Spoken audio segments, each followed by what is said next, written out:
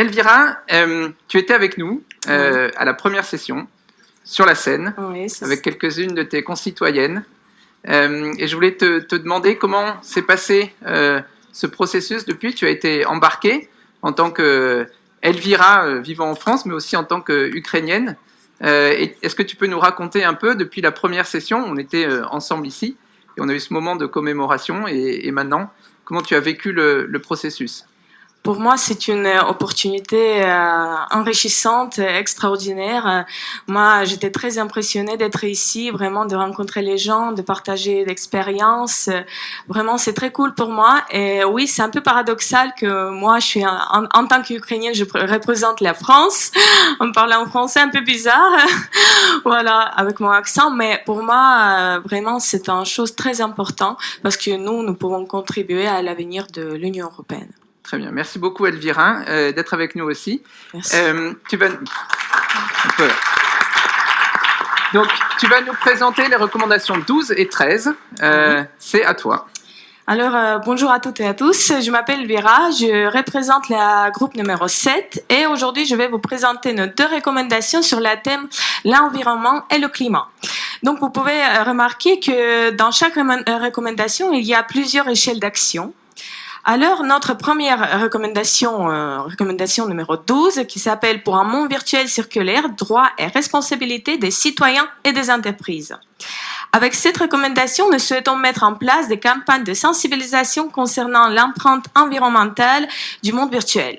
Mais nous sommes conscients que sensibiliser les citoyens n'est pas la seule solution. C'est pourquoi nous proposons que cette sensibilisation s'accompagne d'une législation forçant l'industrie à produire des équipements recyclables et réparables liés au monde virtuel et à limiter l'obsolescence.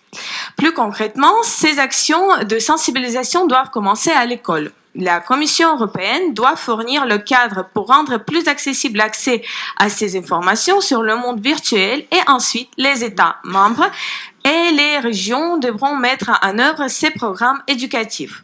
Il pourrait s'agir par exemple de la mise en place des centres de formation qui dispenseraient des cours et délivreraient des certificats à la suite d'un test comme le permis de conduire par exemple que les étudiants devraient passer pour prouver qu'ils sont informés sur les conséquences environnementales des mondes virtuels.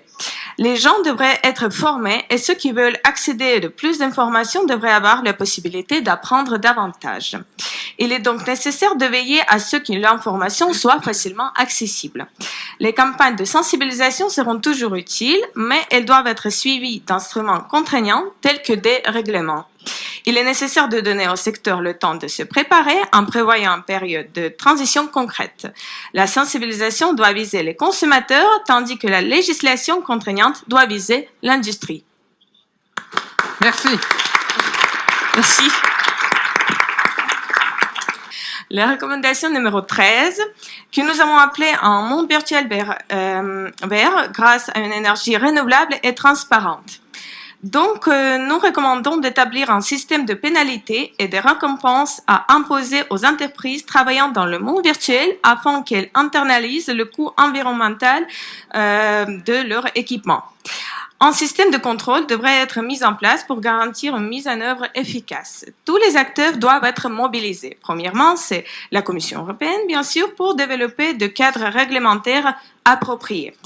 Les États membres pour mettre en place les incitations financières, les entreprises qui exploitent les centres de données stockant des données liées au monde virtuel dans le marché unique de l'UE pour qu'elles se conforment à la législation. Elle serait la première cible de la recommandation. Aussi, les citoyens doivent être plus informés sur ce sujet. Une plus grande transparence devrait également mise en place. Concrètement, les consommateurs doivent être en mesure de connaître l'empreinte environnementale liée à leur utilisation du métavers et de faire un choix éclairé. Merci pour votre attention. Merci beaucoup. Bien, merci beaucoup Elvira d'avoir été avec nous. Merci.